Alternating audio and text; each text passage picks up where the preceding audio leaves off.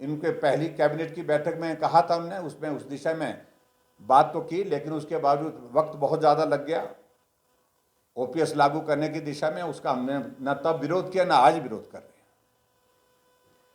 अब दहशत पैदा करने की, डर पैदा करने की कोशिश की जा रही है कर्मचारियों के बीच में कि अगर भारतीय जनता पार्टी की सरकार बनेगी तो बंद कर देंगे। राजस्थान में भारतीय जनता पार्टी की सरकार बनी, अभी तक तो बंद नहीं की है।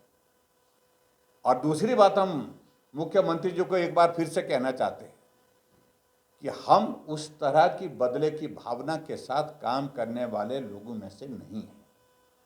जिस प्रकार से आपने हिमाचल प्रदेश में 1000 संस्थान चले हुए, खुले हुए संस्थान सेवाएं दे रहे थे वो लोगों को, ग्रामीण क्षेत्रों में, दूर दराज के इलाके में उन संस्थानों को बंद किया है।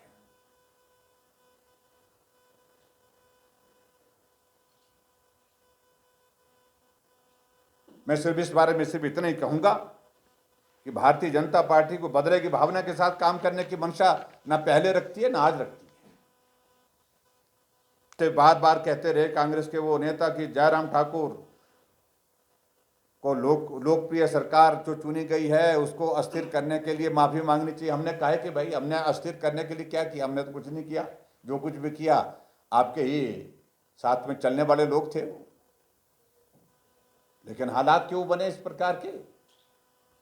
हालात इसलिए बने कि जब लोकतांत्रिक व्यवस्था में चुने हुए प्रतिनिधियों को जो सम्मान मिलना चाहिए, जो पहचान मिलनी चाहिए, जो स्थान मिलना चाहिए, वो आपने नहीं दिया।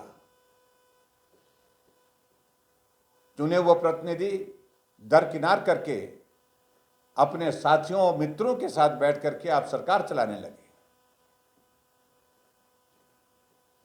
जो ना किसी वार्ड के मेंबर हैं, ना किसी चुने हुए व्यवस्था के अंतर्गत लोकतांत्रिक व्यवस्था से आए हुए, लेकिन कैबिनेट दर्जे के साथ सरकार चला रहे हैं। और इस बात को लेकर के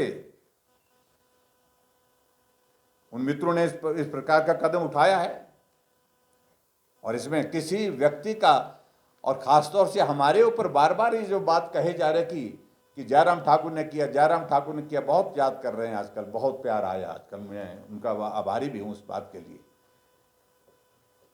तीनों नेता यहां पर प्रेस कॉन्फ्रेंस में बार बार कह रहे थे। मैं यही कहूंगा कि भारतीय जनता पार्टी लोकतांत्रिक व्यवस्था में विश्वास करती है।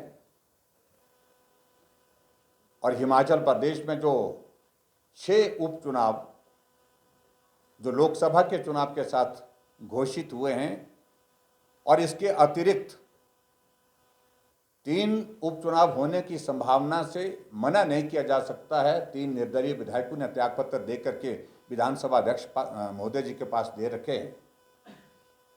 और मामला सुप्रीम कोर्ट, ये हाई कोर्ट में है। इस बारे में मैं ज़्यादा कहना नहीं चाहता हूँ, लेकिन मुझे इस बात को लेकर के अफसोस जरूर है कि सरकार के दबाव में विधानसभा के अध्यक्ष इस कदर हैं कि उन्होंने व्यक्तिगत रूप से सौंपे हुए जो उनके पास त्यागपत्र अभी तक स्वीकार नहीं किए हैं।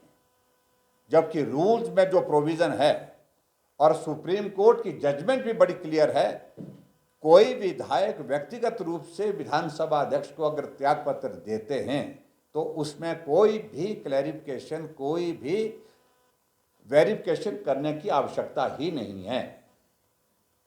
वो तत्काल स्वीकार किए जाने चाहिए। मैं उम्मीद करता हूं कि बहुत जल्दी उस बारे में भी कोई निर्णय होगा।